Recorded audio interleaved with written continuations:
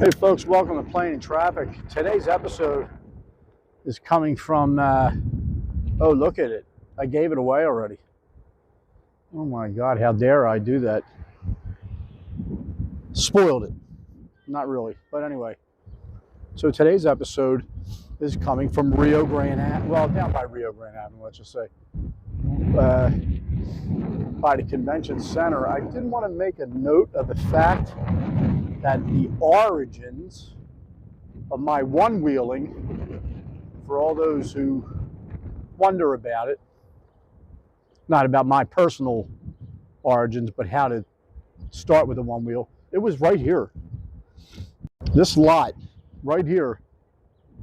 You okay? Yeah, this lot. I remember, I'm going to go back as far as probably January. So the first time I was on the one wheel, I got hurt. It was totally user error. User error. I didn't even read the manual. I'm like, oh, I wonder what it's like to stand on it. Then the one wheel was like, oh, I wonder what it's like to have a pulled hamstring, because that's exactly what happened. That was December 2022.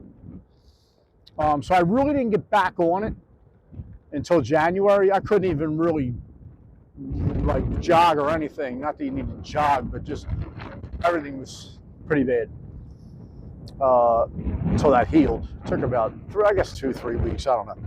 But so when that finally healed, it was like, all right, back on the board, because I, wanted to figure it out.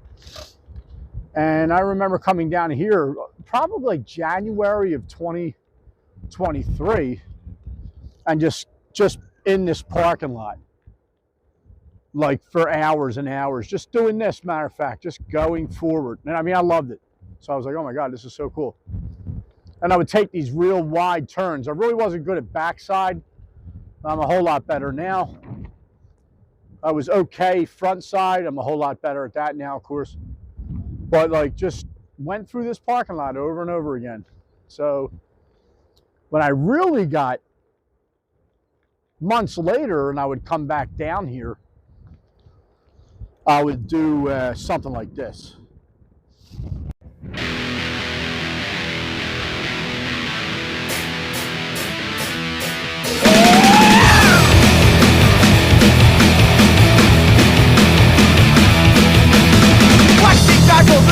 Trying something that's looking around, watch TV as a profit speak, starving in debt with nothing to eat. Rest more people all over the world, thieves, motherfuckers with money to burn.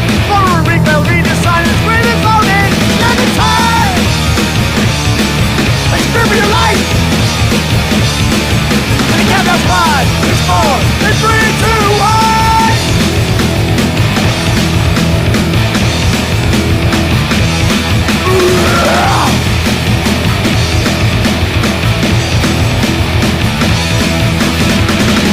That was not the purpose of me coming up here, but yeah, this was the origins, man. The origins of riding. I had to just document it, because let's face it, anytime you start baby steps and get better at it, and we're now 2,100 miles into this one wheel, it just feels good, because I do remember in detail what it was like to ride in this parking lot right over here. And it was sketchy at times, because with the one wheel, even with the wind blowing, which is a major thing up here by the boardwalk, especially off season, your winter and fall months, it's blowing a little bit today too. Like, even that, like, if you got long pants on and they're baggy, it'll pull you. The wind will pull you, and it'll make your front foot kind of bounce down, which accelerates the board. Okay, on to more interesting things. So, yeah, and this was part of my deal too, right here. Slide on down here, come back down, loop around. Oh my God, the excitement. Okay, folks, today, this is what we're talking about. This building right here. Now, so Wildwood Convention Center, I've only been in here 1 or 2 times. The most memorable time so far has been when WWE was here. That was probably about 6-7 years back that I saw it here. And they put on a great show. And I'm going to look around and see if I can find some pics of that show. A lot of my stuff is now boxed because it's going to be getting shipped to Douglasville, Georgia. But even though that was a good time in here, the best time was what was here. What was here, you may ask? Wildwood Convention Hall was here. And Wildwood Convention Hall put on some fantastic shows. I think it was built in 1971. I forget when we'll look at the date of when it ended.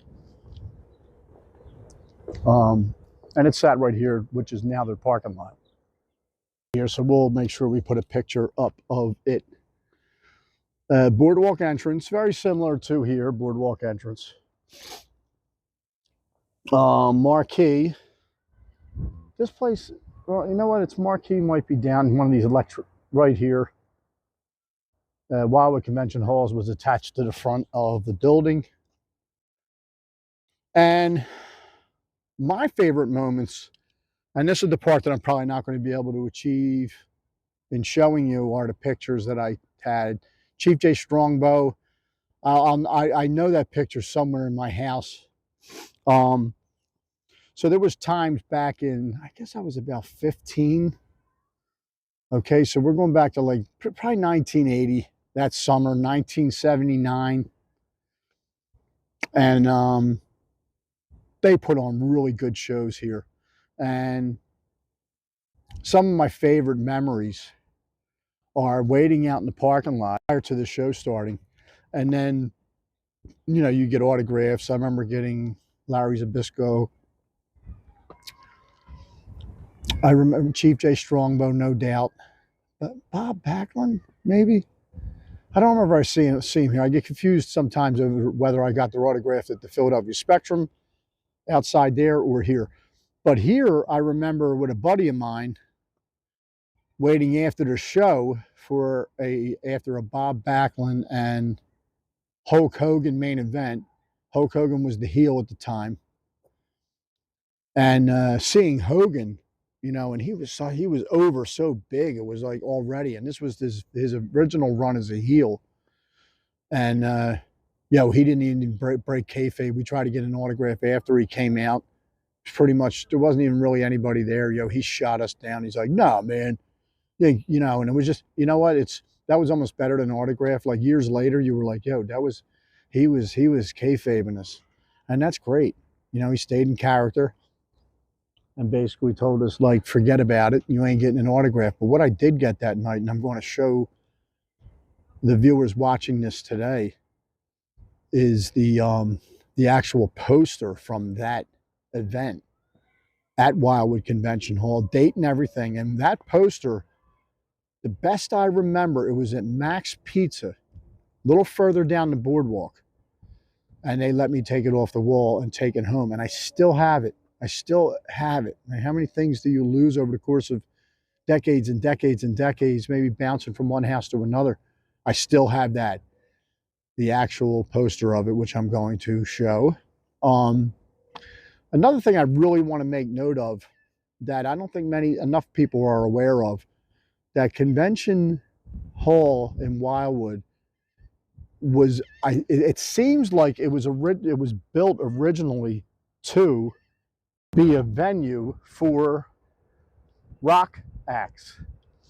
So at the time, Pacific Avenue here in Wildwood was basically the venues that were being used to put on touring bands.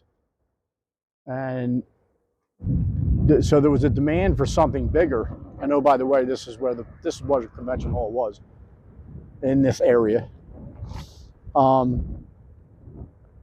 So it was built to bring national rock acts, international for that matter, to Wildwood, and it succeeded at it to the point that on July 5th, 1975, and this is because this is one of my more favorite bands of all time, Kiss was scheduled to play here. Apparently, the word was they were in a car accident. They had to reschedule, and then the show ended up being July 23rd, 1975. And that show was so good from a music standpoint that I'll have to look at. See, I actually have the record. So Kiss Alive, Kiss's album, Kiss Alive.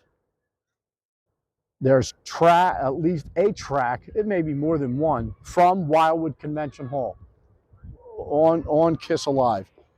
So you literally cannot beat that. You know, for your venue to be documented on such a you know, even at that time, Kiss was big. They got obviously superstardom. And that's how big Convention Hall was. And one of the most missed. So by the time I was living here, starting in summer times, by the time I started living here in the summer, which was about 1986, I think 1987, that my understanding were booked by Dick Worley, referee, probably the greatest referee of all time. Sorry to hurt anybody's feelings. Dick Worley was probably the best. And Dick Worley was booking and booked a wrestling show at Convention Hall from right here, and I believe it was 1987. One thing I know for sure is I have a picture of one of the wrestlers that was on the boardwalk that day. It looked like a real cloudy day, matter of fact. Bruiser Brody. This is when you start saying, man, Wildwood has it together, because you not only got Kiss to perform in your convention hall in 1975, but you found a way through other vehicles like Dick Worley to get yourself Bruiser Brody to come to town. And he did, and I have a picture of him on the boardwalk up here, probably not too far from this location, matter of fact. And I think he worked a match with Abdullah the Butcher, but it sounded like the booking of it was absolutely, it was just like legendary. Even, and at that time they were still young enough to work, like work, but absolute who's who of the legends of professional wrestling. And I know, and I miss that, and that is terrible that I did, but I am well aware that that happened here as well. But yeah, like I just, you know, while I'm at times riding through Wildwood, I mean, I want to have a photo album myself. I want my granddaughter to see this stuff of the things that have happened in my life and documenting them for YouTube. This is one that had to be visited. Again, from the old Wildwood Convention Hall. This has been playing in traffic.